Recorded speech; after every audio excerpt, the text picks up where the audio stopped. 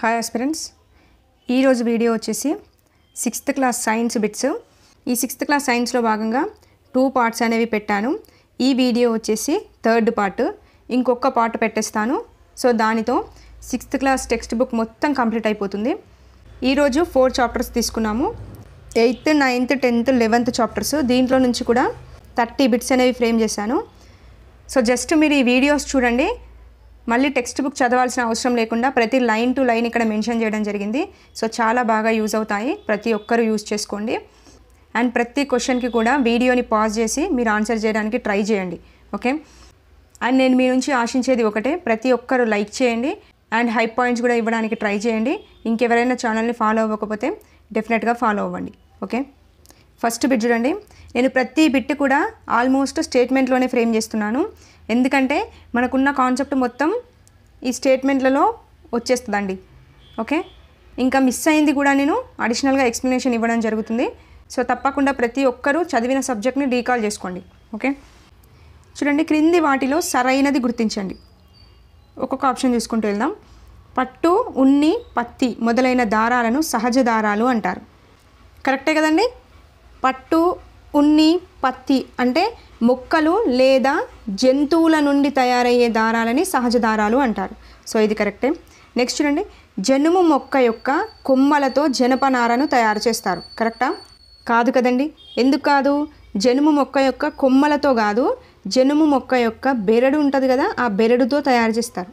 Okay. ఇక్కడ జనుమును తయారు చేసేటప్పుడు దాని ప్రాసెస్ అనేది చాలా ఇంపార్టెంట్ అండి.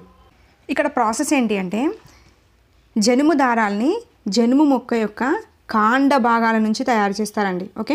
ఈ కాండం పైనే ఉంటుంది కదా బెరడు. సో ఫస్ట్ ఏం చేస్తారు అంటే, ఈ పూతకు వచ్చిన జనుము మొక్క ఉంటుంది కదా, ఈ జనుము మొక్కల్ని కోసేసి ఇలా నీటిలో నానబెడతారండి. ఇలా కొన్ని రోజులు నానిన తర్వాత ఈ జనుము మొక్క యొక్క కాండం ఉంటుంది కదా, ఈ కాండం పైన ఉన్న బెరడు అనేది చీకిపోతుంది. సో ఇలా చీకిపోయింది కదా, దీనినే జనపనార అని పిలుస్తారండి. ఓకే. తర్వాత ఏం చేస్తారంటే, ఈ జనపనారని తీసుకొని యంత్రాలతో దువ్వి కడిగి శుభ్రం చేసి ఆ దారాలతోని సంచులు కుట్టడం జరుగుతుంది. ఓకే. ఇక్కడ క్వశ్చన్ ఏ విధంగా ఫ్రేమ్ అవ్వచ్చు అంటే, జనపనారను జనుము మొక్క యొక్క ఏ భాగం నుండి తయారు చేస్తారు అని అడగొచ్చు. సో కాండం ఇస్తే కాండం పెట్టండి, లేదంటే కాండం పైన ఉన్న బెరడు అని ఇచ్చినా కానీ ఆన్సర్ కాండం పైన ఉన్న బెరడు అని చెప్పేసి పెట్టండి. ఓకే. నెక్స్ట్, రసాయనిక పదార్థాలు ఉపయోగించి తయారు చేసిన దారాలను సింథటిక్ దారాలు అంటారు. కరెక్టా అండి? ఎస్, కరెక్టే కదండి. సింథటిక్ దారాలు అంటే ఏంటి? కృత్రిమ దారాలు. అంటే వీటికి ఎగ్జాంపుల్గా ఏం చెప్పొచ్చు? టెర్లిన్ చెప్పొచ్చు, పాలిస్టర్ ఉంటుంది కదా, పాలిస్టర్ చెప్పొచ్చు. ఇవి రసాయనిక పదార్థాలు ఉపయోగించి తయారు చేసే దారాలు. ఓకే. వీటిని కృత్రిమ దారాలు లేదా సింథటిక్ దారాలు అని పిలుస్తారు. ఇప్పుడు పత్తి, ఉన్ని, పట్టు అనేవి మొక్కలు, జంతువుల నుంచి తయారు చేసిన దారాలు కాబట్టి వాటిని సహజ దారాలు అంటారు. ఓకే. ఈ 2 పాయింట్స్ గుర్తుపెట్టుకోండి. నెక్స్ట్ చూడండి, చేతితో వడికిన అండి, ఇది సారీ కొద్దిగా మిస్టేక్ పడింది. చేతితో వడికిన దారం గట్టిగా ఉండడానికి తకిలీ వంటి పరికరాలను ఉపయోగిస్తారు. కరెక్టా అండి? ఎస్, కరెక్టే అండి. సో ఇక్కడ దారాలని చేతితో కూడా వడుకుతారు. సో అలాంటి దారాలు గట్టిగా ఉండడానికి తకిలీ వంటి పరికరాలను ఉపయోగిస్తారు. ఓకే. ఇది కరెక్టే. సో మనకు సరైనది కదా, ACD అనేది సరైనది. ఎక్కడుంది? 3rd ఆప్షన్ అనేది కరెక్ట్. నెక్స్ట్ బిట్ చూడండి, బైండింగ్లలో ఉపయోగించే గుడ్డ ఏది? చెప్పండి. Polyester, nylon, acrylic, calico. చెప్పండి.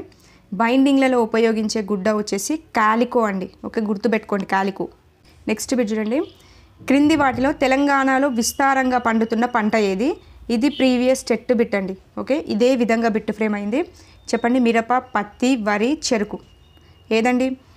తెలంగాణలో విస్తారంగా పండుతున్న పంట వచ్చేసి పత్తి అండి. ఓకే. ఇది వచ్చేసి మనకి నల్లరేగడి నేలలో పండుతుంది. ఇది కూడా గుర్తుపెట్టుకోండి.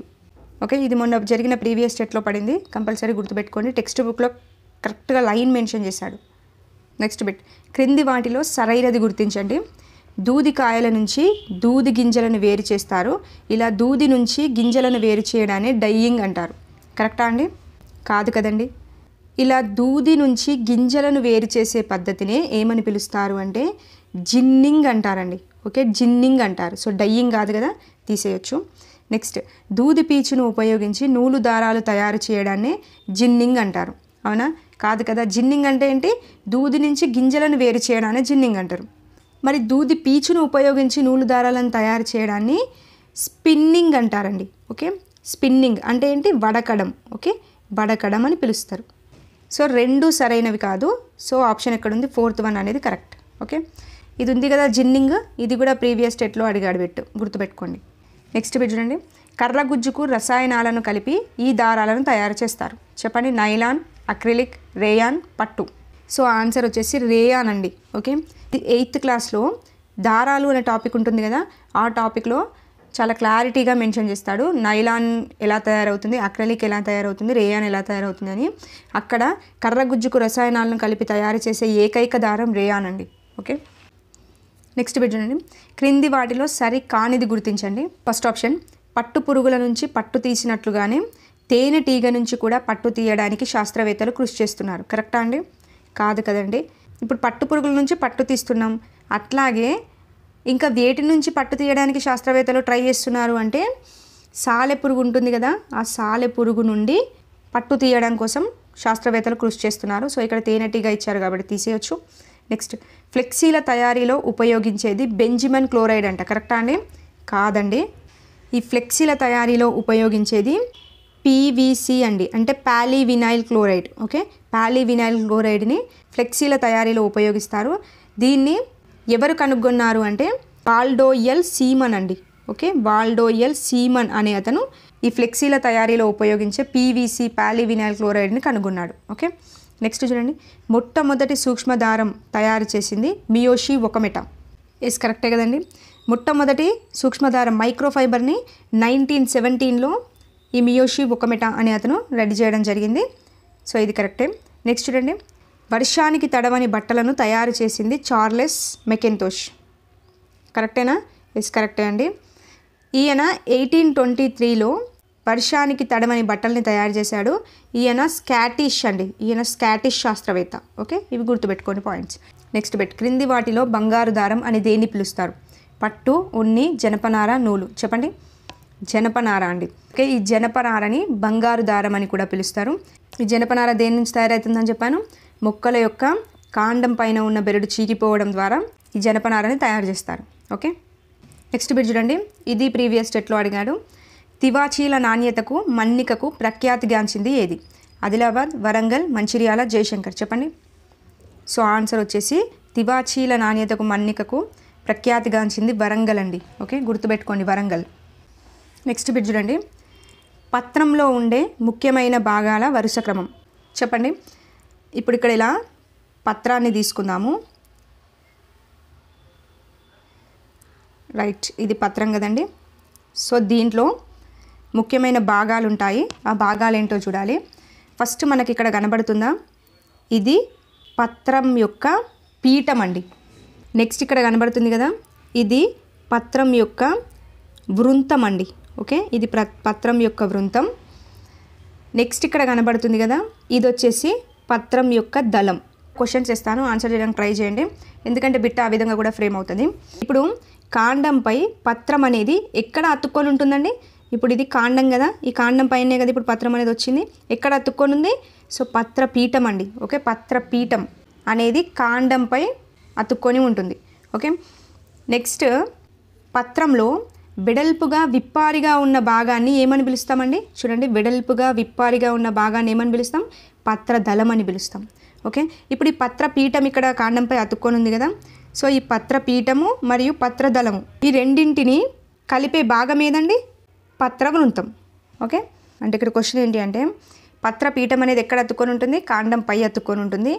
సో పత్రంలో వెడల్పుగా విప్పారిగా ఉన్న భాగం ఏంటి అంటే పత్రదళం. సో ఈ పత్రదళాన్ని పత్రపీఠాన్ని కలిపే భాగం ఏది అంటే ఇక్కడున్న పత్రవృంతం. ఓకే, సో ఇప్పుడు అడిగింది పత్రంలో ఉండే ముఖ్యమైన భాగాల వరుస క్రమం కాబట్టి చూడండి, ఫస్ట్ ఏం రావాలి? పత్రపీఠం రావాలి, నెక్స్ట్ పత్రవృంతం రావాలి, నెక్స్ట్ పత్రదళం రావాలి. చూడండి, ఫస్ట్ పత్రపీఠం, నెక్స్ట్ పత్రవృంతం, నెక్స్ట్ పత్రదళం. సో సి అనేది మన కరెక్ట్. ఓకే, ఫస్ట్ పత్రపీఠం ఉంటుంది, నెక్స్ట్ పత్రవృంతం ఉంటుంది, నెక్స్ట్ పత్రదళం ఉంటుందండి, గుర్తుపెట్టుకోండి. ఇక్కడ ఒక చిన్న పాయింట్ చూడండి, ఆకులో మనకి ఇలా ఉంది కదా, ఇవేంటి? ఈనెలు కదా. సో ఈనెలు అనేవి ఏ విధంగా యూజ్ అవుతాయి పత్రానికి అంటే, ఈ ఈనెలు అనేవి పత్రానికి ఆకారాన్ని ఇవ్వడానికి, పటుత్వాన్ని ఇవ్వడానికి యూజ్ అవుతాయండి. ఓకే, ఇది ఇక్కడ పాయింట్స్, ప్రతి పాయింట్ ఇంపార్టెంటే, గుర్తుపెట్టుకోండి. Next bit.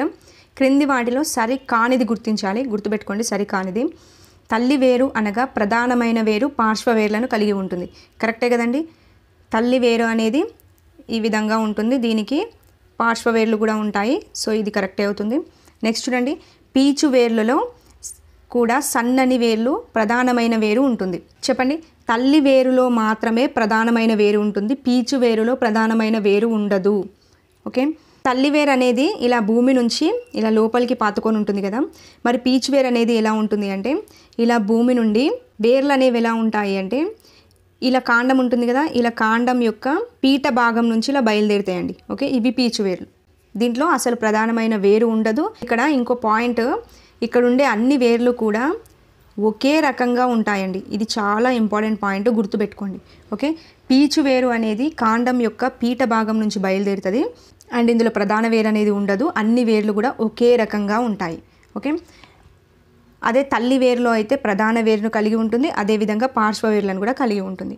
ఈ 2 పాయింట్స్ గుర్తుపెట్టుకోండి కంపల్సరీ.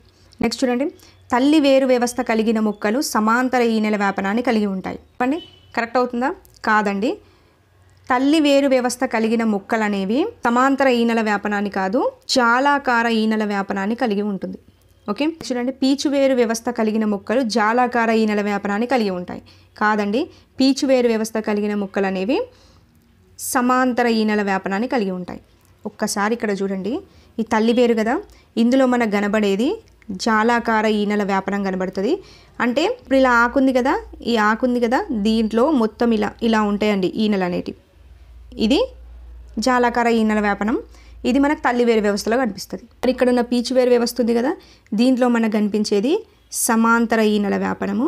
అంటే ఏ విధంగా ఉంటుంది అంటే జస్ట్ ఇలా ఉంటుంది ఆకు, దీంట్లో మొత్తం ఇలా ఉంటాయి ఈనెలు అనేటివి సమాంతరంగా.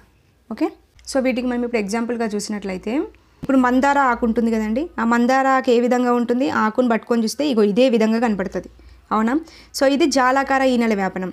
సో ఇప్పుడు మందార మొక్క అనేది ఏ వేరు వ్యవస్థని కలిగి ఉందని చెప్పొచ్చు, తల్లి వేరు వ్యవస్థని కలిగి ఉందని చెప్పొచ్చు. ఓకే, ఇలా అన్నట్టు. నెక్స్ట్ చూడండి, ఇప్పుడు ఎగ్జాంపుల్కి ఇక్కడ వరి తీసుకుందాం. వరిని చూసినట్లయితే మనకి ఈ విధంగా కనబడుతుంది వరి యొక్క ఆకు. ఓకే, అంటే ఇప్పుడు వరి మొక్కలో మనకి ఏ విధమైన వేరు వ్యవస్థను కలిగి ఉందండి, పీచు వేరు వ్యవస్థను కలిగి ఉంటుంది అని చెప్పొచ్చు.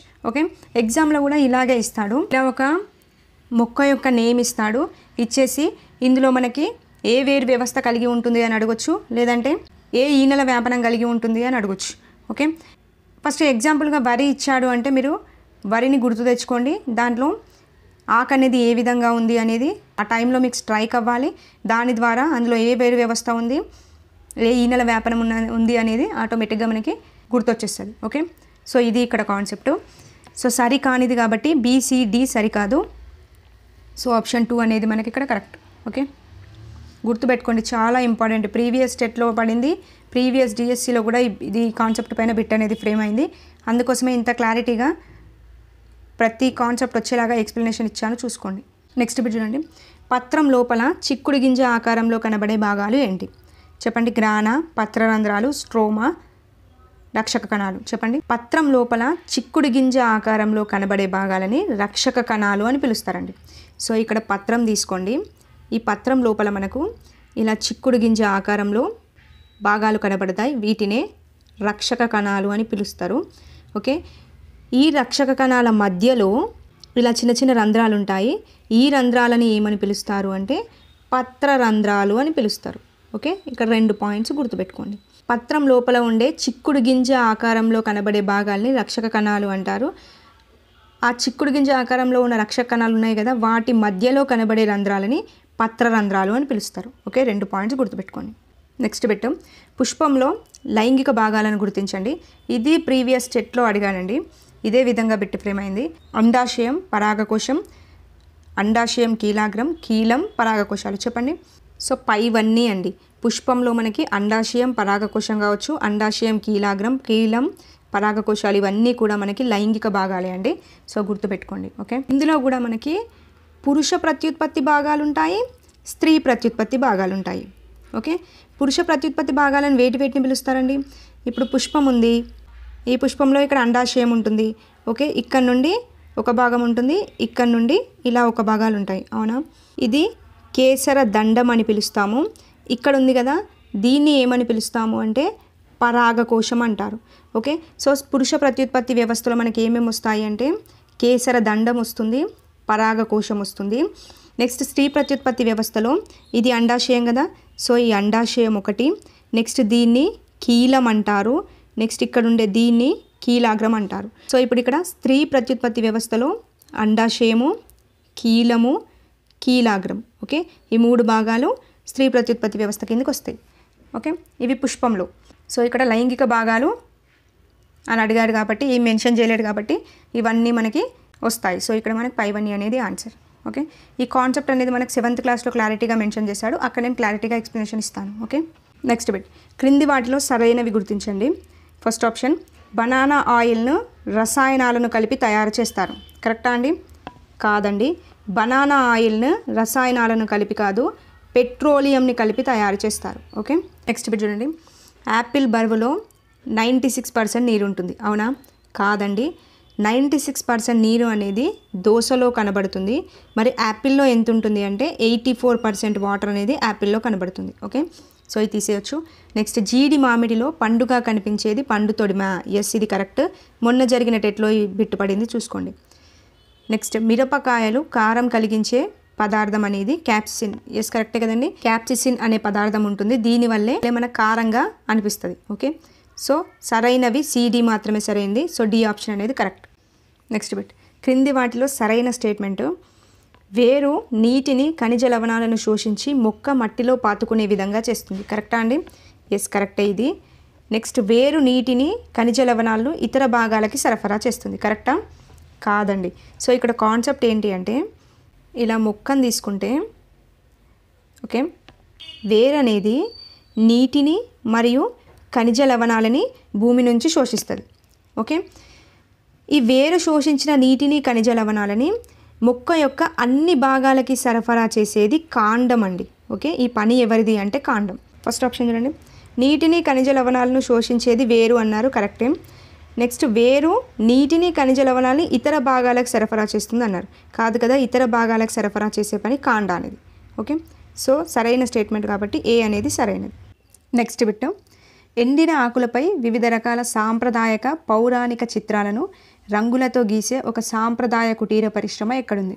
చెప్పండి. ఆదిలాబాద్, వరంగల్, కొమరంభీం, కరీంనగర్. సో దీనికి ఆన్సర్ వచ్చేసి వరంగల్ అండి. ఓకే, ఇందాక కూడా వచ్చింది ఒకటి, ఏంటి? తివాచీలు. ఓకే, తివాచీల నాణ్యతకు మన్నికకు ప్రసిద్ధిగాంచింది కూడా వరంగలే. ఇందాక బిట్టే ఎక్స్ప్లెయిన్ చేశాను, చూసుకోండి. ఇప్పుడు ఎండిన ఆకులపై వివిధ రకాల సాంప్రదాయక పౌరాణిక చిత్రాలను రంగులతో గీసే ఒక సాంప్రదాయ కుటీర పరిశ్రమ కూడా మనకి వరంగల్లోనే ఉంది. ఓకే, రెండింటికి వరంగలే, గుర్తుపెట్టుకోండి. నెక్స్ట్ బిట్ చూడండి, క్రింది వాటిలో సరి కానిది గుర్తించాలి. ఒక పదార్థం ద్రవ స్థితి నుంచి వాయు స్థితికి మారడాన్ని బాష్పీభవనం అంటారు. ఎస్, కరెక్టే కదా. సో ఇప్పుడు నీటిని వేడి చేసాం, వేడి చేసినప్పుడు అది ఆవిరి రూపంలో పైకి వెళ్ళిపోతుంది, అంటే ద్రవ స్థితి నుంచి వాయు స్థితికి మారింది కదా, దీన్నే మనం బాష్పీభవనం అంటాం. అవునా? సో ఆన్సర్ వచ్చేసి ఇది కరెక్టే. నెక్స్ట్, ఒక పదార్థం వాయు స్థితి నుంచి ద్రవ స్థితికి మారడాన్నే సాంద్రీకరణ అంటారు. ఎస్, కరెక్టే కదండి. వాయు స్థితిలో ఉన్న పదార్థం ద్రవ స్థితిలోకి రావడాన్ని సాంద్రీకరణం అంటారు. కరెక్టే కదా. సో ఇది కరెక్టే అవుతుంది. నెక్స్ట్, ఒక పదార్థం ద్రవ స్థితి నుంచి ఘన స్థితికి మారడాన్ని స్ఫటికీకరణం అంటారు. ఎస్, ఇది కూడా కరెక్టే కదండి. ఆల్రెడీ నేను నిన్న వీడియోలో కూడా చెప్పాను, ఇలా ఒక బౌల్లో సాల్ట్ వాటర్ని తీసుకోండి. సాల్ట్ వాటర్ని తీసుకున్నప్పుడు అదే స్థితిలో ఉంటుంది, మొత్తం కరిగిపోయిన ద్రవ స్థితిలో ఉంటుంది. ఓకే, దీన్ని ఎండలో పెడితే ఏమవుతుంది? వాటర్ అంతా ఆవిరైపోయి మనకి ఓన్లీ సాల్ట్ మాత్రమే మిగులుతుంది, అంటే ద్రవ స్థితి నుంచి మన ఘన స్థితికి వచ్చింది కదా, ఇలాంటి దాన్నే స్ఫటికీకరణం అంటారు. ఓకే, సో 3 కరెక్టే, ఏది కాదు అనేది మనకి ఇక్కడ ఆన్సర్ అవుతుంది. ఎందుకంటే అన్నీ కరెక్టే కదా, ఏది సరికాదు అన్నాడు కాబట్టి. సో ఇవన్నీ సరైనవే, సో మనకు సరికాదు అనేది కరెక్ట్ ఆన్సర్ అవుతుంది ఇక్కడ. ఓకే, నెక్స్ట్ బిట్ చూడండి, ఒక ప్రదేశపు ఉష్ణోగ్రత పెరిగితే అక్కడ గాలి పీడనం, ఇది ప్రీవియస్ స్టేట్లో అడిగాడు. చెప్పండి, ఏ విధంగా ఉంటుంది? పెరుగుతుంది, తగ్గుతుంది, సమానంగా ఉంటుంది, మార్పు ఉండదు. చూడండి, ఒక ప్రదేశం యొక్క ఉష్ణోగ్రత అనేది పెరిగితే అక్కడ గాలి పీడనం అనేది తగ్గుతుందండి. ఓకే, ఆన్సర్ వచ్చేసి తగ్గును అనేది ఆన్సర్, గుర్తుపెట్టుకోండి పాయింట్ ఇది. నెక్స్ట్ ఈ బిట్ చూడండి, ఈ బిట్ చాలా ఇంపార్టెంట్, డెఫినెట్గా వస్తే డిఎస్సిలో తప్పకుండా పడే ఛాన్స్ ఉంటుంది. దీనికి ముందు ఒక చిన్న కాన్సెప్ట్ ఉంటుంది, అది చూస్తే మనకి ఇది క్లారిటీగా అండర్స్టాండ్ అవుతుంది.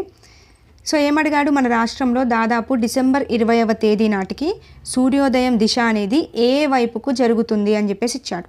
ఓకే, దీనికి కాన్సెప్ట్ ఏంది చూద్దాం ఫస్ట్. రైట్, టెక్స్ట్ బుక్లో ఇచ్చిన ఈ పిక్చర్ని చూడండి.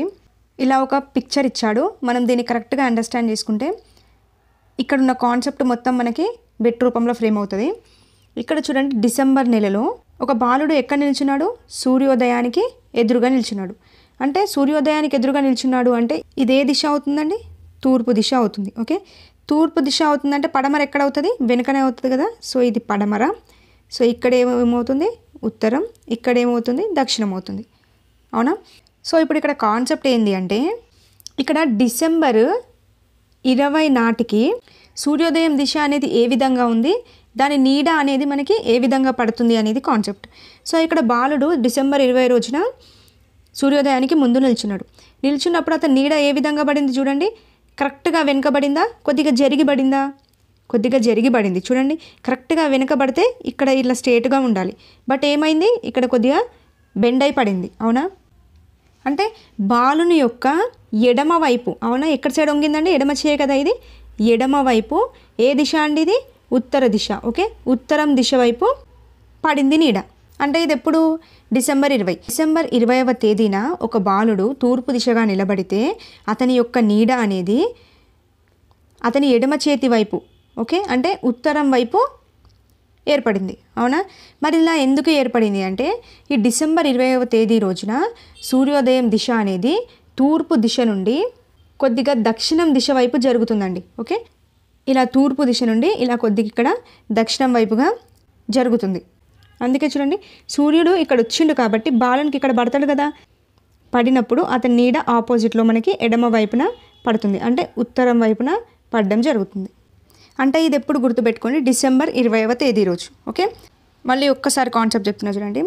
డిసెంబర్ 20వ తేదీ రోజు సూర్యోదయం దిశ అనేది తూర్పు దిశ నుండి కొద్దిగా దక్షిణం దిశకు జరుగుతుందండి.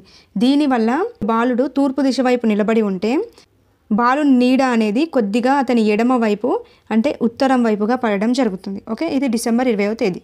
నెక్స్ట్ చూడండి, ఇప్పుడు అండి మే నెలలో. ఓకే, ఇందాక చూసింది డిసెంబర్ 20 కదా, ఇది మే. ఈ మే నెలలో ఏ విధంగా ఉంటుంది చూడాలి. చూడండి, ఇప్పట్లానే వేసుకోండి. ఇది తూర్పు, ఇది పడమర, ఇది ఉత్తరం, ఇది దక్షిణం కదా. రైట్, ఇలాగే ఒక బాలుడు మే నెలలో కూడా తూర్పు వైపు నిలబడ్డాడు. సో ఇక్కడ చూడండి, బాలు నీడ అనేది ఏ విధంగా పడిందండి, ఖచ్చితంగా అతనికి వెనక వైపే పడింది. అవునా, కొంచెం ఇక్కడ జరగలేదు, ఇక్కడ జరగలేదు, డైరెక్ట్గా స్ట్రెయిట్గా అతని వెనక వైపే పడింది, అంటే పడమర వైపే పడింది. అవునా. ఇలా ఎందుకు జరిగింది అంటే ఈ మే 15వ తేదీకి సూర్యోదయం దిశ అనేది ఈ తూర్పు దిశకు దగ్గరగానే ఉంటుందండి. ఓకే, ఇందాక డిసెంబర్ 20 రోజు తూర్పు దిశ నుండి కొద్దిగా దక్షిణానికి జరిగిండు కాబట్టి కొంచెం బాలు నీడ ఇక్కడ పడింది. మరి మేలో ఏమైంది, సూర్యోదయం దిశ అనేది తూర్పు దిశకు చాలా దగ్గరగా ఉంటుంది కాబట్టి బాలు నీడ అనేది కరెక్ట్గా అతని వెనుక వైపు పడుతుంది. అంటే వెనుక వైపు ఏముందండి చూడండి, పడమర ఉంది. ఓకే, అంటే మే నెలలో సూర్యుని నీడ అనేది కరెక్ట్గా ఎక్కడ పడుతుంది అంటే పడమర వైపు పడుతుందండి. Okay, clarity. ఈ రెండు గుర్తుపెట్టుకోండి, ఏ నెలలో ఎక్కడెక్కడ నీడ అనేది ఏర్పడుతుంది అనేది గుర్తుపెట్టుకోండి. ఓకే, ఇప్పుడు ఒకసారి బిట్కి రండి, క్లారిటీ వస్తుంది. రైట్, చూడండి, డిసెంబర్ 20 తేదీ నాటికి సూర్యోదయం దిశ అనేది ఏ వైపు జరుగుతుందండి, చెప్పాను కదా. ఇలా ఒక బాలుడు నిలబడి ఉన్నాడు. సూర్యోదయం దిశ అనేది డిసెంబర్ 20వ తేదీ రోజు ఏ విధంగా ఉంటుంది, కొద్దిగా దక్షిణం వైపు జరుగుతాడు కాబట్టి బాలు నీడ అనేది ఇక్కడ సైడ్ పడుతుంది, అంటే మా వైపు అండ్ లేదంటే ఉత్తరం వైపుగా పడుతుందని చెప్పాను. అవునా. సో ఈ డిసెంబర్ 20వ తేదీ నాటికి సూర్యోదయం దిశ ఏ వైపు జరుగుతుంది, ఏ వైపు జరిగిందండి చూడండి, ఇక్కడ ఏ వైపు జరిగింది, తూర్పు నుండి కొద్దిగా దక్షిణం వైపుగా జరిగింది.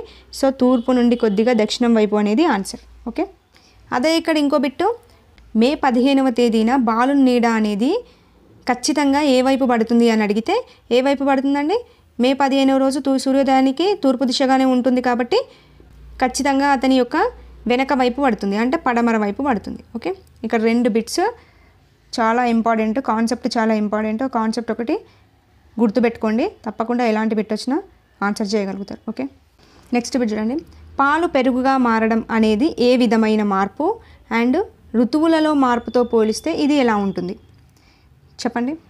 తాత్కాలిక మార్పు వేగంగా జరుగుతుంది, శాశ్వతమైన మార్పు నెమ్మదిగా జరుగుతుంది, తాత్కాలిక మార్పు నెమ్మదిగా జరుగుతుంది. సో ఇక్కడ మనకు కనబడేది తాత్కాలిక మార్పు అని ఒకటి కనబడుతుంది, శాశ్వతమైన మార్పు అని ఒకటి కనబడుతుంది. తాత్కాలిక మార్పు అంటే ఏంటి అంటే, ఇప్పుడు ఒక కర్ర ముక్కను తీసుకున్నామండి. సో ఈ కర్ర ముక్కను ఇలా ముక్కలుగా కట్ చేసాం. ఓకే, కట్ చేసిన తర్వాత పీసెస్ ఉంటాయి కదా, ఆ పీసెస్ని మళ్ళీ అతికిస్తే కర్ర ముక్క అవుతుందా అవ్వదా? అవుతుంది కదా. ఒక వస్తువును కావచ్చు, ఒక పదార్థాన్ని కావచ్చు, ఇలా బ్రేక్ చేసినా కానీ, దాని ఆకారంలో కానీ, దాని స్థితిలో కానీ, దాని రుచిలో కానీ మార్పు చేసినప్పటికీ మళ్ళీ తిరిగి అదే విధంగా దాన్ని చేయగలిగితే అది మనకి తాత్కాలిక మార్పు అవుతుంది. ఓకే, నెక్స్ట్ తాత్కాలిక మార్పుకే ఇంకో ఎగ్జాంపుల్ తీసుకుంటే, ఇప్పుడు నీరు ఉందండి అనుకోండి, నీరుని తీసుకోండి. ఈ నీరును ఫ్రిడ్జ్లో పెట్టండి, మంచి ముక్కలుగా మారుతాయి కదా. సో ఈ మంచి ముక్కల్ని మళ్ళీ తిరిగి నీరుగా మార్చొచ్చు కదండి. సో ఆ మంచి ముక్కల్ని బయట పెడితే మళ్ళీ తిరిగి నీరుగా మారుతుంది కదా. సో ఇలా అన్నట్టు అంటే ఒక పదార్థంలో ఎలాంటి మార్పు చేసినా మళ్ళీ తిరిగి అదే విధంగా మారుతుంది. అలా మారితే దాన్ని తాత్కాలిక మార్పు అంటారండి. Okay, clear. సో ఇప్పుడు శాశ్వతమైన మార్పు అంటే ఏంటి అంటే, ఇప్పుడు ఎగ్జాంపుల్గా బియ్యం తీసుకోండి. ఈ బియ్యాన్ని వండితే ఏమవుతుందండి? అన్నం అవుతుంది, అవునా? సో ఈ అన్నాన్ని మళ్ళీ బియ్యంగా మార్చొచ్చా? మార్చలేము కదండి. సో ఇలా ఒక పదార్థాన్ని మళ్ళీ తిరిగి అదే పదార్థంగా మార్చలేము. ఇలా మార్చలేని వాటిని శాశ్వతమైన మార్పు అంటారు. ఓకే, ఒకవేళ మార్చగలిగితే అది తాత్కాలిక మార్పు, మార్చలేము కాబట్టి అది శాశ్వతమైన మార్పుగా తీసుకుంటాం. ఓకే, ఇప్పుడు ఒకసారి క్వశ్చన్ చూడండి. పాలు పెరుగుగా మారడం అనేది ఏ విధమైన మార్పు? చెప్పండి. పాలు పెరుగుగా మారింది, మళ్ళీ పెరుగును పాలలాగా మార్చొచ్చా అండి? మార్చలేం కదా. పాలను పెరుగుగా మార్చొచ్చు, బట్ పెరుగును పాలగా మార్చలేం కదా, మార్చలేం. అంటే ఇది ఏ మార్పు? శాశ్వతమైన మార్పు. ఓకే, ఇది శాశ్వతమైన మార్పు అవుతుంది. నెక్స్ట్ చూడండి, ఇక్కడ ఋతువులలో మార్పు ఏ మార్పు అవుతుంది మరి? ఇక్కడ ఇది తాత్కాలిక మార్పు అవుతుందండి. ఎందుకంటే ఇప్పుడు చలికాలం అనుకోండి, మళ్ళీ వచ్చేది ఎండాకాలం, మళ్ళీ వచ్చేది వర్షాకాలం, మళ్ళీ వచ్చేది చలికాలం, ఇట్లా తిరుగుతూనే ఉంటుంది కదా చక్రం. సో అంటే మళ్ళీ వచ్చిందే రిపీట్ అవుతుంది కదా. సో అలాంటప్పుడు ఋతువుల్లో మార్పు అనేది తాత్కాలికమైన మార్పు, అవునా? బట్ ఏమడిగాడు? ఈ పాలు పెరుగుగా మారుతుంది కదా, ఈ మార్పుతో పోలిస్తే ఇది ఏ విధంగా ఉంటుంది అని అడుగుతున్నాడు. చెప్పండి. ఇప్పుడు పాలు పెరుగుగా మారడం అనేది తొందరగా జరుగుతుందా, లేదంటే ఋతువులలో మార్పు అనేది తొందరగా జరుగుతుందా? పాలు పెరుగుగా మారడం అనేది తొందరగా జరుగుతుంది. అంటే ఈరోజు మనం తోడేసామంటే రేపు అది పెరుగుగా మారిపోతుంది. కానీ ఋతువులలో మార్పు రావాలంటే కొన్ని నెలలే గడిచిపోతూ ఉండాలి, అవునా? సో అంటే పాలు పెరుగుగా మారడం అనేది తొందరగా జరిగే మార్పు, ఋతువుల్లో మార్పు అనేది నెమ్మదిగా జరిగే మార్పు, అవునా? సో ఇప్పుడు ఆన్సర్ ఏమవుతుంది? పాలు పెరుగుగా మారడం అనేది శాశ్వతమైన మార్పు. సో ఇక్కడుంది. ఋతువులలో మార్పుతో పోలిస్తే పాలు పెరుగుగా మారడం ఏ విధంగా ఉందంటే తొందరగా జరుగుతుంది. సో అంటే వేగంగా జరుగుతుంది కదా, సో వేగంగా జరుగును. సో మనకు డి అనేది కరెక్ట్ ఆన్సర్. ఓకే, ఈ కాన్సెప్ట్ గురించి 7th క్లాస్లో చాలా క్లారిటీగా మెన్షన్ చేశాడు. సో శాశ్వతమైన మార్పు అంటే ఏంటి, రసాయనిక మార్పు అంటే ఏంటి, తాత్కాలికమైన మార్పు అంటే ఏంటి, మార్పులు ఏ విధంగా జరుగుతున్నాయి, నెమ్మదిగా జరుగుతున్నాయా, వేగంగా జరుగుతున్నాయా, అన్నింటి గురించి ఉంటుంది. సో మనం 7th క్లాస్ బిట్స్ ఎక్స్ప్లెనేషన్ ఇచ్చేటప్పుడు చాలా క్లారిటీగా చెప్పేస్తాను. Okay, next bit. క్రింది వాటిలో సరైనవి గుర్తించండి. కొయాగ్యులేషన్ అనగా కోళ్ళ పరిశ్రమల నుంచి ఎక్కువ సంఖ్యలో ఒకేసారి గుడ్లను సేకరించడం. కరెక్టా అండి? కాదండి. ఇది ప్రీవియస్ స్టేట్లో అడిగాడు. కొయాగ్యులేషన్ అని దేన్ని పిలుస్తారు అని చెప్పండి. కొయాగ్యులేషన్ అంటే డైరీ పరిశ్రమలో భారీ ఎత్తున పాల నుంచి పెరుగును తయారు చేయడం. ఓకే, పాల నుంచి పెరుగుని తయారు చేసేదాన్నే కొయాగ్యులేషన్ అని పిలుస్తారు. ఓకే, కానీ ఇక్కడ కోళ్ళ పరిశ్రమ నుంచి గుడ్లను సేకరించడం అన్నాడు. సో తీసేయచ్చు. నెక్స్ట్ చూడండి. ఒక పదార్థం ఒక స్థితి నుంచి మరొక స్థితికి మారినప్పుడు సాధారణంగా భౌతిక మార్పు జరుగును. ఎస్, ఇది కరెక్టేనండి. ఒక పదార్థం ఒక స్థితి నుంచి మరో స్థితికి మారినప్పుడు సాధారణంగా జరిగే మార్పు భౌతిక మార్పు అండి. ఓకే, ప్రీక్రేంబియన్ యుగంలో బొగ్గు, ఖనిజ వాయువు, పెట్రోల్ మొదలైన శిలాజ ఇంధనాలు తయారవుతాయి అని ఇచ్చాడు. కరెక్టా అండి? కాదండి. ఎందుకు? నేను నిన్నటి వీడియోలోనే చెప్పాను. ప్రీక్రేంబియన్ యుగంలో ఉద్భవించినవి జంతువులండి. ఓకే, జంతువులు అనేవి మనకి ఏ కాలంలో కనిపిస్తాయి అంటే ప్రీక్రేంబియన్ యుగంలో కనిపిస్తాయి. మరి బొగ్గు, ఖనిజ వాయువు, పెట్రోలియం మొదలైన శిలాజ ఇంధనాలు తయారయ్యే యుగం ఏది అని అంటే ప్రీహిస్టారిక్ యుగం. ఓకే, ప్రీహిస్టారిక్ గుర్తుపెట్టుకోండి, ప్రీహిస్టారిక్. సో ప్రీహిస్టారిక్ యుగంలో బొగ్గు, ఖనిజ వాయువు, పెట్రోలియం మొదలగు శిలాజ ఇంధనాలు తయారవుతాయి. ప్రీక్రేంబియన్ యుగంలో జంతువులు తయారవుతాయి. మిసోజోయిక్ యుగం ఉంటుంది కదా, ఈ మిసోజోయిక్ యుగంలో సరీసృపాలు సృష్టించబడ్డాయి. ఓకే, ఈ మూడు గుర్తుపెట్టుకోండి. ప్రీక్రేంబియన్, మిసోజోయిక్, ప్రీహిస్టారిక్. ఓకే, తప్పకుండా బిట్ ఫ్రేమ్ అయ్యే ఛాన్స్ ఉంటుంది. దీపావళికి కాల్చే టపాసులు ఒక రసాయన మార్పుకు ఉదాహరణ. ఎస్, ఇది కరెక్టేనండి. భౌతిక మార్పు జరిగినప్పుడు ఇక్కడ కొత్త పదార్థాలు అనేవి ఏర్పడవు, బట్ రసాయనిక మార్పు జరిగితే కొత్త పదార్థాలు అనేవి ఏర్పడతాయండి. సో దీపావళికి టపాసులు కాల్చినప్పుడు మొదట చూసిన టపాసే ఉంటుందా? ఉండదు కదండి. దాంట్లో ఎంతో కొంత కొత్తగా పదార్థం అనేది ఏర్పడుతుంది కదా. సో ఇది రసాయనిక మార్పు. సో సరైనవి కాబట్టి BD అనేది సరైంది. సో 3, థర్డ్ ఆప్షన్ BD అనేది కరెక్ట్. ఓకే, వీడియో కొంచెం లెంత్గానే అనిపిస్తుంది, కొంచెం ఫాస్ట్ ఫార్వర్డ్ పెట్టుకొని అయినా సరే చూడండి, ప్రతి కాన్సెప్ట్ వస్తుందండి. సో అస్సలు మిస్ అవ్వకండి. నెక్స్ట్ బిట్ చూడండి. ఇది ప్రీవియస్ స్టెట్లో అడిగాడు. రాడర్ అనే పరికరం ఉపయోగించి వేటి గురించి తెలుసుకోవచ్చు. చెప్పండి. రాడర్ అంటే ఏంటండి? దీని ఫుల్ ఫామ్ ఏంటి? Radio detection and ranging. Okay, చాలా ఇంపార్టెంట్, గుర్తుపెట్టుకోండి. రేడియో డిటెక్షన్ అండ్ రేంజింగ్ అనేది రాడర్ యొక్క ఫుల్ ఫాము. దీన్ని ఉపయోగించి వర్షం, మంచు మొదలైన వాటి గురించి తెలుసుకోవడానికి దీన్ని ఉపయోగిస్తారు. ఏంటి? వర్షం, మంచు వంటి వాటి గురించి తెలుసుకోవడానికి రాడర్ అనే పరికరాన్ని ఉపయోగిస్తారు, గుర్తుపెట్టుకోండి. నెక్స్ట్ బిట్ చూడండి. సరైనది గుర్తించాలి. ఇది ప్రీవియస్ స్టెట్లో అడిగాడు, పేపర్ 2లో పడింది బిట్. ఓకే, నీళ్ళ ట్యాంకుల్లో పట్టే నీటి సామర్థ్యాన్ని అడుగులలో కొలుస్తారు. నీటిని నిల్వ ఉంచే రిజర్వాయర్లలో నీటి మట్టాన్ని క్యూసెక్లలో కొలుస్తారు. చెప్పండి.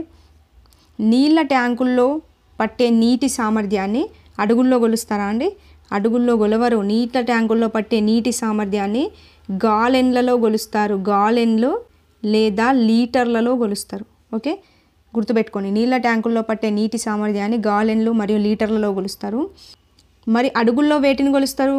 నీటిని నిల్వ ఉంచే రిజర్వాయర్లలో నీటి మట్టాన్ని దేనితో కొలుస్తారు అంటే అడుగుల్లో కొలుస్తారు. ఓకే, క్యూసెక్ కాదు. మరి క్యూసెక్లలో దేని కొలుస్తారండి? ఇప్పుడు వరదల నుంచి వచ్చిన నీరు అనేది ప్రాజెక్టుల నుండి విడుదలవుతుంది కదా. సో ఈ ప్రాజెక్టుల నుండి విడుదల చేసే నీటి ప్రమాణాన్ని క్యూసెక్లలో కొలుస్తారు. Okay, 3 points. ట్యాంకుల్లో పట్టే నీటి సామర్థ్యాన్ని గాలెన్లు, లీటర్లలో కొలుస్తారు. నీటిని నిల్వ ఉంచే రిజర్వాయర్లలో నీటి మట్టాన్ని అడుగుల్లో కొలుస్తారు. ప్రాజెక్టుల నుంచి వచ్చే నీటి పరిమాణాన్ని క్యూసెక్లలో కొలుస్తారు. Okay, 1 cubic is equal to centimetre per second అండి. ఓకే, చాలా important. 1 cusec is equal to ఎంత అని అడుగుతారు? Centimetre per second. Okay, so సరైనది కాబట్టి ఇక్కడ 2 సరికాందే ఇచ్చాను కదా. సో 2 సరికాదు అనేది ఆన్సర్. Okay, next. మానవుని బరువులో ఎంత శాతం నీరు ఉంటుంది? ఇది కూడా ప్రీవియస్ టెట్ బిట్టే. ఏ బిట్టు చూసినా ప్రీవియస్ టెట్ బిట్టే అంటున్నారేంటి అని అనుకోకండి. మనకి ఎగ్జామ్ జరుగుతుంది అంటే ఒక 4-5 సెషన్లలో పేపర్స్ అనేవి ఫ్రేమ్ అవుతున్నాయి. సో 2017 టెట్ పేపర్ల నుంచి ఇప్పటి వరకు జరిగిన టెట్ పేపర్స్ ఉన్నాయి కదా, అన్ని టెట్ పేపర్స్ నేను రిఫర్ చేశాను కాబట్టి ఆ బిట్టు అందులో పడిందా లేదా అనేది నాకు క్లారిటీ ఉంది కాబట్టి అది ఏ బిట్టు పడిందని చెప్పేసి బిట్ రాగానే చెప్తున్నాను. ఓకే, ఇవన్నీ బిట్స్ నేనే ఫ్రేమ్ చేస్తాను. సో ప్రీవియస్ టెట్లలో వచ్చిన బిట్సే నేను ఆల్మోస్ట్ ఎక్కువ మట్టుకి అవే ఫ్రేమ్ చేయడానికి ట్రై చేస్తాను. ఓకే, ఇది ప్రీవియస్ టెట్లో వచ్చింది కాబట్టి దీన్ని సపరేట్గా ఫ్రేమ్ చేసి పెట్టాను, స్టేట్మెంట్లో ఫ్రేమ్ చేయకుండా. ఓకే, సో చాలా యూజ్ అవుతాయి, యూజ్ చేసుకోండి. చెప్పండి. మానవుని బరువులో ఎంత శాతం నీరు ఉంటుందండి? 97, 90, 82, 70. చెప్పండి. 70% నీరు అనేది ఉంటుందండి మానవుని బరువులో, గుర్తుపెట్టుకోండి. Next bit. ప్రపంచ ఆరోగ్య సంస్థ నివేదిక ప్రకారం ప్రతి మనిషికి రోజుకు ఎన్ని లీటర్ల నీరు కావాలి? చెప్పండి. 30, 50, 70, 90. ఎవరి ప్రకారం? ప్రపంచ ఆరోగ్య సంస్థ నివేదిక ప్రకారం ప్రతి మనిషికి రోజుకు కనీస అవసరాల కోసం 50 లీటర్ల నీరు అనేది అవసరమని చెప్పింది. ఓకే, గుర్తుపెట్టుకోండి. Next bit. ప్రపంచవ్యాప్తంగా బిలియన్ కన్నా ఎక్కువ మంది ఎన్ని లీటర్ల నీటి కన్నా తక్కువ నీటితో ఒక రోజు సరిపెట్టుకుంటున్నారు అని చెప్పేసి అడిగారు. చెప్పండి. 6 లీటర్లు అండి. Okay, next bit. 1 క్యూబిక్ అనగా ఎంత? ఇందాకే చెప్పాను కదా, క్యూసెక్ అంటే ఎంత అని చెప్పాను. మీటర్ పర్ సెకండా? కాదు. Kilometre per second? కాదు. Centimetre per second. Okay, centimetre per second అంటారు క్యూబిక్ అనేది. ఇది ఎక్కడి నుంచి విడుదలయ్యే నీటిని మెజర్ చేస్తుందండి? ప్రాజెక్టుల నుంచి విడుదలయ్యే నీటిని ఏ పరిమాణాల్లో కొలుస్తారు అంటే క్యూబిక్లలో కొలుస్తారు. ఓకే, గుర్తుపెట్టుకోండి. Next bit. మన రాష్ట్రంలో తీవ్రమైన కరువును ఎదుర్కొంటున్న జిల్లా? ఆదిలాబాద్, మహబూబ్నగర్, వరంగల్, ఖమ్మం. చెప్పండి. మన రాష్ట్రంలో తీవ్రమైన కరువును ఎదుర్కొంటున్న జిల్లా వచ్చేసి మహబూబ్నగర్ అండి. ఓకే, నెక్స్ట్ బిట్, ఇది ప్రీవియస్ టెట్లో అడిగాడు, ప్రీవియస్ డిఎస్సిలో కూడా పడింది బిట్. రక్షిత నీటి సరఫరా దశలను సరైన క్రమంలో అమర్చండి. చూడండి, రక్షిత నీటి సరఫరా దశలు మనకి 6 ఉంటాయండి. ఫస్ట్ చెరువు నుండి వడపోత నుండి ఏరేషన్. ఓకే, ఇక్కడ ఏరేషన్ అండి. ఏరేషన్ తర్వాతనే క్లోరినేషన్. ఓకే, గుర్తుపెట్టుకోండి. First aeration, next chlorination, next overhead ట్యాంక్లకు వస్తాయి, నెక్స్ట్ కుళాయిలకు వచ్చేస్తాయి. ఓకే, సో ఇక్కడ మరి ఏరేషన్ అంటే ఏంటి, క్లోరినేషన్ అంటే ఏంటి అంటే, క్లోరినేషన్ అంటే నీటిలో ఉన్న సూక్ష్మజీవులను చంపడానికి ఈ క్లోరిన్ని యూజ్ చేస్తారు. ఓకే, నీటిలో ఉన్న సూక్ష్మజీవులను చంపే విధానాన్ని క్లోరినేషన్ అంటారు. మరి ఏరేషన్ అంటే ఏంటి, నీటిలో ఉన్న సూక్ష్మజీవులని వేగంగా కుళ్ళిపోయేలా చేసేదాన్నే ఏరేషన్ అంటారండి. ఓకే, ఈ రెండింటికి డిఫరెన్స్ చూసుకోండి. సో ఫస్ట్ మనకు కావాల్సింది చెరువు కదా, చూడండి ఫస్ట్, సెకండ్, థర్డ్ డీలో ఉంది. నెక్స్ట్ వడపోత, సో ఈ రెండింటిలోనే ఉంది. నెక్స్ట్ ఏరేషన్ రావాలి, తర్వాత క్లోరినేషన్ రావాలి. ఫస్ట్ ఏరేషన్ కదా, క్లోరినేషన్ కాదు కదా, తీసేయచ్చు. ఓకే, ఈ 3 వెళ్ళిపోతాయి. చెరువు, వడపోత, aeration, chlorination, over head tank. Okay, మనకి ఇది ఆన్సర్ అవుతుంది. ఓకే అండి, ఈరోజు దాదాపుగా 28 బిట్స్ అనేవి ఫ్రేమ్ చేశాను. 28 బిట్స్కి ఎక్స్ప్లెనేషన్ అనేది ఇచ్చుకున్నాము. సో దీనితో 3 పార్ట్స్ అనేవి కంప్లీట్ అయ్యాయి. నెక్స్ట్ పార్ట్తో మొత్తం 6th క్లాస్ సైన్స్ అనేది టోటల్గా కంప్లీట్ అయిపోతుంది. ఈ వీడియో మీకు యూస్ఫుల్గా అనిపిస్తే మాత్రం డెఫినెట్గా ప్రతి ఒక్కరూ లైక్ చేయండి. అండ్ నెక్స్ట్ వీడియోతో మళ్ళీ కలుద్దాం. థ్యాంక్ యూ అండి. Thank you for watching.